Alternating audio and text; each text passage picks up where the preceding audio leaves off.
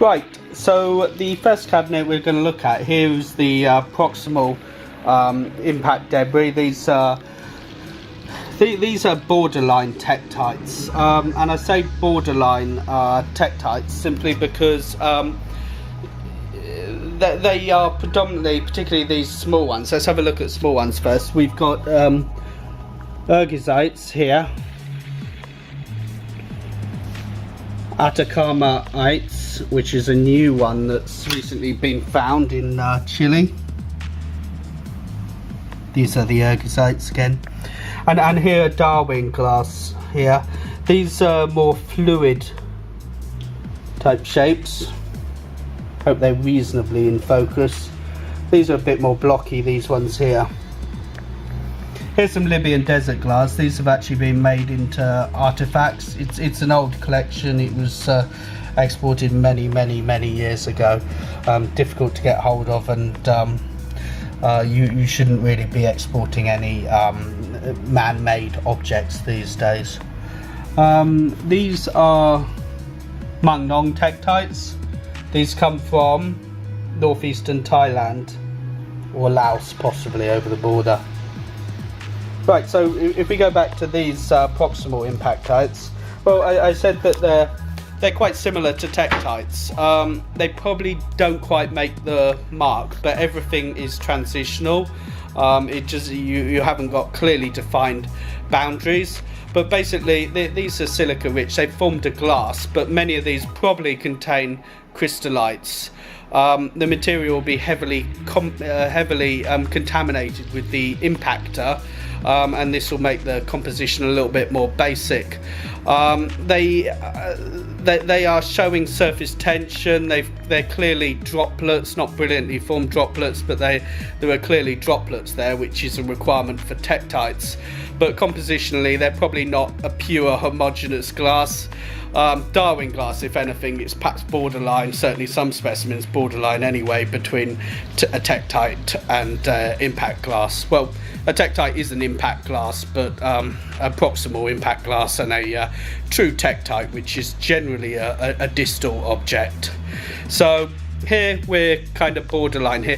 When you go to Mangnon type tektites or impact glass, again, it's a borderline thing. Personally, I prefer to just call them impact glass, which is more generic. I don't feel that they're true tektites simply because they've not formed proper droplets. So let's have a look at them again. So here are some typical Mangnon type layered tektites. This is my favourite, really. It's got folded, get that in focus, hopefully. It's got folded material there. Are the folds primary or not? I think some more has to be written on this. My feeling is they probably are primary representations of the original layering of the sediment, at least to some degree. The material has been melted, but clearly wasn't 100% fluid. It's not well mixed, and actually that creates an interesting argument that we'll discuss later. The fact that the Mangnon type tektites are definitely not well mixed. Normal tektites, they're mixed a bit more, but I don't think they're very significantly mixed. We'll come to that point later because it's very important in deciding where the crater probably lies, because the Australasian impact crater hasn't yet been found. Okay, these are proximal tektites. All tektites are distal ejecta. I personally don't like to use the term distal ejecta. I prefer to use the term ballistic ejecta, because distal ejecta is over 5 crater radii, and I feel that tektites probably can occur within that area, so it's better, I think, to call it ballistic ejecta. But it's absolutely fair to say that basically all tektites are distal, but I divide the distal tektites into proximal, medial and distal. I'd like to use other words to avoid confusion, but to be honest, there's no decent words to describe it. Proximal, medial, distal is better. Now, I consider proximal tektites ones like Indochinites, so coming from places like Vietnam, Thailand, Laos, Cambodia, southern China, including Hainan, and from other strewn fields, Central European, all Moldavites are basically proximal tektites. From the North American strewn field, you have Georgiaites, they are proximal tektites, and then also all Ivory Coast tektites, they're proximal tektites, and the Central American tektites, also called sapotektites, they are all proximal tektites. So here we have examples of proximal tektites. These are Indo-Chinites. These come from the Australasian impact. The crater's not yet been found, so some would say, well, I shouldn't really be calling them proximal tektites, but there's enough evidence that we know roughly where the crater is. I'm going to come to that, I think, at the end of this discussion. So here they are. Very characteristic shapes. You have a lot of dumbbells, you have a lot of teardrops, you have these discoidal shapes, and morphologically you have sculpturally you have some very distinctive features like open and closed starburst rays. Here are some split tektites. They clearly broke whilst the specimen was molten. So let's have a quick look at say a typical Indo-Chinite. Here is a disc. You can see it is convex on one side, concave on the other. The concave side here, this is actually the anterior. This specimen is perhaps not so well shown. Let's have a look and see if we've got another specimen which is perhaps a bit fresher.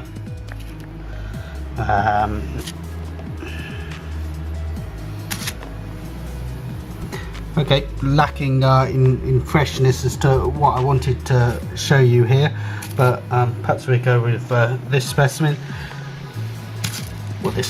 So, right, this is the posterior, this is the back of the tektite, this is the anterior. You often get these bald spots, these smooth, spooled areas. These are always on the anterior, the front of the tektite. It allows you to determine which way, so it was flying like this. So that's the front here with this bald areas. Often the middle area is less spooled. It's around the margins that predominantly get spooled. So you can see very flat. This was originally a sphere, as was this one actually. This used to be a teardrop actually, but it's been flattened to a discoidal shape. It's one of my favourites, that one. And so why have we got discs here? It's because basically these molten spheres, these molten tektite droplets, they're forming at relatively low altitude, and basically they are squashing effectively against the atmosphere. So the sphere, like a raindrop, it goes into a flattened body, and then eventually breaks through. It eventually becomes the center fins and fins and fins, and it becomes eventually a donut-like shape, and then it always breaks apart when it gets the donut-like shape because it's unstable. This is a particularly nice piece which demonstrates the formation method. That's taken a disc even further. This is the anterior, this is the posterior. It's actually probably broken through there, and then it's fragmented, because as soon as it breaks through it becomes unstable and it always fragments. You never find donut-like ring tektites. You find lots of fragments but never a complete one, so it's broken through. So some people have said these formed by centrifugal forces. I'm afraid that just doesn't work, particularly with flattened teardrop specimens. Any articles written always refer to discs. They ignore all the other tektites because it doesn't actually work. So I mean, this is a prime example of why it doesn't work. It's not centrifugal forces. There may be some, but generally the centrifugal forces are unstable. What they're doing is they're creating dumbbells. They're not perfectly stable to produce a disc. The discs are simply flattening out as the tektite interacts with the atmosphere, because these Indo-Chinites formed at the lowest altitudes, and this can be proven from the pressure of the bubbles found within Tektites. Now I'm kind of starting in the wrong order here. I'm starting with these Indochinites. These are the most proximal true Tektites, but they're also the last formed Tektites. The first Tektites to form are the distal ones, and then we work back towards the more proximal setting. So I'm working in terms of distance rather than time. So as time goes, the Indochinites were amongst the last formed. Mung-Nong Tektites were formed slightly later than Indochinites. How can we tell this? Look at beryllium 10.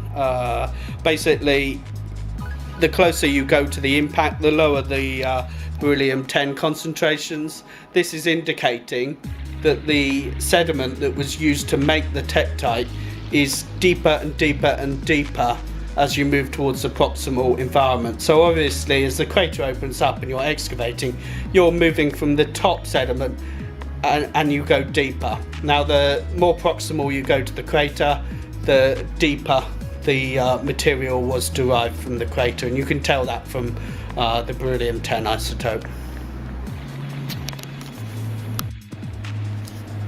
Okay, here's some more Indochinites.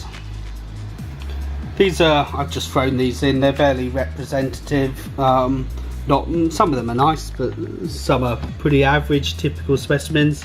Here are some of these, you see these rounded ones. These are the broken toroidal specimens, the donut shaped Tektites. Like I said, always broken. You'll never find a complete one, never seen one.